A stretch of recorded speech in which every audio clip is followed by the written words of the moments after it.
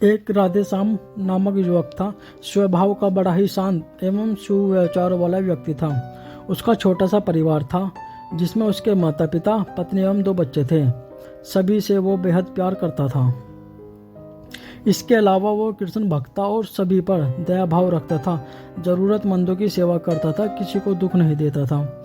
उसके इन्हीं गुणों के कारण श्री कृष्ण उससे बहुत प्रसन्न थे और सदैव उसके साथ रहते थे। और राधेश्याम अपने कृष्ण को देख भी सकता था और बातें भी कर सकता था। इसके बावजूद उसने कभी ईश्वर से कुछ नहीं मांगा। वह बहुत खुश रहता था क्योंकि ईश्वर हमेशा उसके साथ रहते थे, उसे मार्गदर्शन देते थे। राधेश्याम भी कृष्ण को अपने मित्र की तरह ही पुकारता था और उनसे अपने विचारों को बांटता था।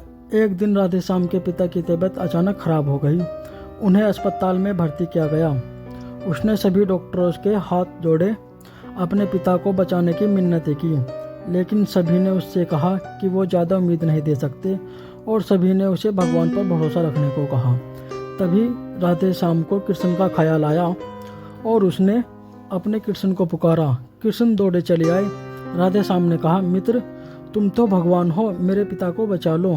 कृष्ण ने कहा, मित्र ये मेरे हाथ में नहीं है, अगर मृत्यु का समय होगा तो होना तय है। इस पर राधेश्याम नाराज हो गया और कृष्ण से लड़ने लगा। गुस्से में उन्हें कोसने लगा। भगवान ने भी उसे बहुत समझाया पर उसने एक न सुनी। तब भगवान कृष्ण ने उससे कहा, मित्र मैं तुम्हारी मदद कर सकता हूँ, लेकिन इसके लिए तुम्हें एक कार्य करना होगा। राधेश्याम ने तुरंत पूछा, कैसा कार्य?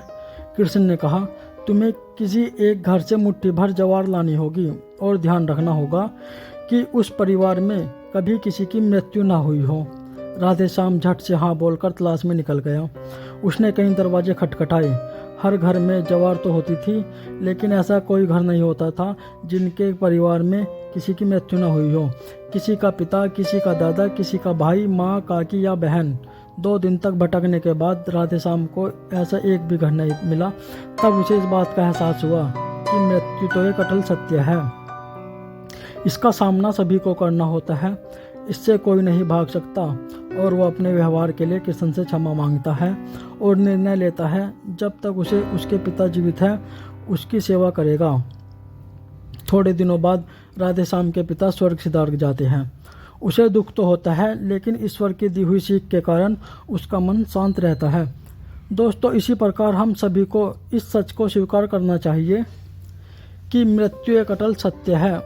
उसे नकारना मूर्खता है। दुख तो होता है, लेकिन उसमें फंस जाना गलत है, क्योंकि केवल आप ही उस दुख से पीड़ित नहीं है, अपितु संपूर्ण मानव जाति उस दुख से रूबरू होती है। ऐसे सच को स्वीकार कर आगे बढ़ना ही जीवन है। कई बार हम अपने किसी खास के चले जाने से इतने बेबस हो जाते हैं कि सामने खड़ा जीवन और उससे जुड़े लोग हमें दिखाई ही नहीं पड़ते। ऐसे अंधकार से निकलना मुश्किल हो जाता है। जो मनुष्य मृत्यु के सत्य को स्वीकार कर लेता है, उसका जीवन भर विहीन हो जाता है और उसे कभी कोई कष्ट तोड़ नहीं सकता। वो जीवन के हर क्षेत्र में आगे बढ़ता जाता है।